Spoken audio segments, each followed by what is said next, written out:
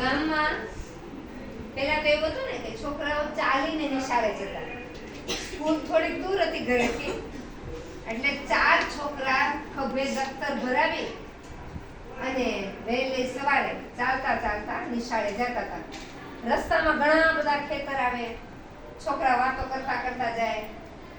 પણ એમાં એક છોકરા યાદ કરાવ્યું, એટલે તારે તો પરીક્ષા છે કે મહાદેવ, તારે તો આજે પરીક્ષા છે, તારે વહેલું નથી જવું?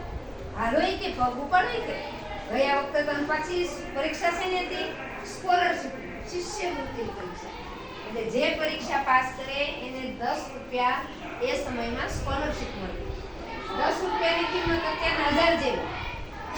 એટલે અને આ મહાદેવ બિચારો ગરીબ છોકરો, એટલે એમ થાય કે મને 10 રૂપિયા સ્કોલરશિપ મળશે, મારું આખું વર્ષ સારું જશે. એ તો પગ ઉપાડીને વેંડા બધા હાલવા, હાલો પગ ઉપાડો, મારી પરીક્ષા છે. પણ જેવા જાતા હતા ને એની વચ્ચે ખેતર આવતા હતા. ખેતરનું એવું સરસ પન્નાલાલ પટેલે વર્ણન કર્યું છે કે સૂર્યનો પ્રકાશ, સોનેરી કિરણ આખા ઘઉંના ખેતર ઉપર એવું સરસ પથરાયેલું કે જાણે આખું ખેતર સોનેરી થઈ ગયું. સૂરજ જાણે ખેતર ઉપર, ડુંડી ઉપર સોનું છાટી રહ્યો હતો, એવું વર્ણન. ઈ સોનેરી આખું ખેતર દેખાતું હતું. એમાં છોકરા વાતો કરતા, દફતર ઉલાળતા ઉલાળતા જતા હતા. એમાં મહાદેવની નજર ખેતરમાં પડી અને એનાથી બોલાય, કાપલો કાઢી નાખો. નથી કેમ બોલી, પૂછું કાપલો કાઢી નાખો? તો કે ઓલા ખેતરમાં છે ને ગાય કરેલી છે, અને જોઈ કે ઈ ગાય હરાયા ઢોર જેવી છે કે ઈ હરાયું ઢોર જો ખેતરમાં આખી રાત બધી ચરતી હોય, કેટલા બધા ઘઉં જાય ને કોકના ખેતરના. એટલે કે લેને શંકા, તમારું દફતર પકડીને હું કે ખેતરમાંથી ગાય કાઢીને આવું. બોલો શંકા કે પણ એલા તારે તો પરીક્ષા છે ને?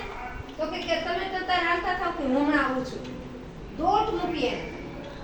એ કે આ બિચારા ઓલા શંકર કાકાનું ખેતર, હા બિચારા ગરીબ માણસ, અને એના ખેતરમાં જો ગાય ગરી એને આખા વર્ષનું મહેનત છે પાણીમાં જાય ને ગાય એના ખેતરમાંથી ગાય કાઢી. જેવી ગાય કાઢીને ગાય માથાની બીજાના ખેતરમાં ગઈ. હવે ઈ ખેતર તો કે આ તો ઓલા સમજુ કાપી નાખે બિચારા, એક ના એક કાંઈ આધાર નહીં. કોકના હળથી કોકના બળદથી ખેતર ખેડાયું છે, ઈ બિચારી ગરીબ ડોશીનો આ ખાઈ જશે. તો જ્યાંથી કાઢતે કાઢતે ગઈ ને ત્યાં તો વળી રવજી કાકાના ખેતરમાં ગઈ. એને એમ થયું કે આ કાકા છે તો બહુ ખારીલા, આપણે યાર સંબંધ નથી રાખતા. પણ એનો અર્થ એવો થોડો કે એને ખેતરમાં ઘઉં ખાવા દેવાય. બિચારો પાછો ગાયને મારતો મારતો, પણ ગાય તો એવી ને, ગાયને અમસ્ત થયેલી ઘઉં ખાઈ ખાઈને જાય ને, એને ઘઉંની એક ડૂંડી મારી, પથરા માર્યા, પણ ગાય તો દોડતી જ નહીં, પોતાના જ ખેતરમાં ગઈ. પોતાના ખેતરમાંથી કાઢવી જ પડે.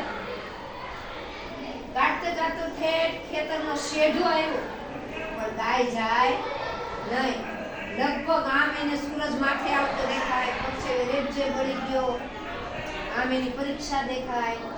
આમાં સ્કોલરશિપની પરીક્ષા ગયા વખતે તો રહી ગઈ હતી, માંદો હતો એટલે. આ વખતે કે વાંચું કે તો આખું વર્ષ આનંદ જાય. માંડ માંડ ખેતરના શેઢે આવી ગાયને કાઢી, ત્યાં તો બપોર થઈ ગઈ અને પછી તો દોટ મૂકી.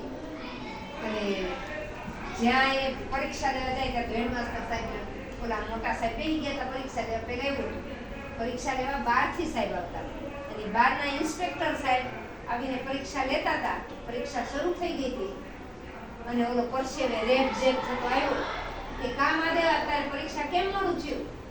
તો કે સાહેબ હું ગાય કાઢવા ગયો ને એટલે. પછી આખું બોલાણું નહીં એનાથી, અને એને આંખમાંથી આંસુડાની ધાર થઈ ગઈ કે સાહેબ ખેતરમાંથી ગાય ન કાઢ્યું તો એ કે કેટલું બધાને નુકસાન થાય એમ હતું.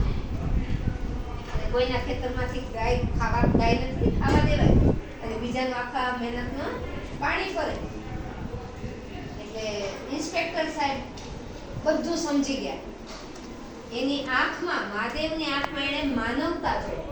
માનવતા જ હતી ને એનામાં, એ બીજાની સેવા કરવા એ રોકાઈ ગયું. પોતાનું પછી વિચાર્યું. પહેલા એને શું વિચાર્યું? બીજાના ખેતરનું વિચાર્યું. એટલે ઇન્સ્પેક્ટર સાહેબને મહાદેવની આંખમાં માનવતા દેખાણી. એટલે એને પેપર આપી દીધું, જા ઉતારી લઈ.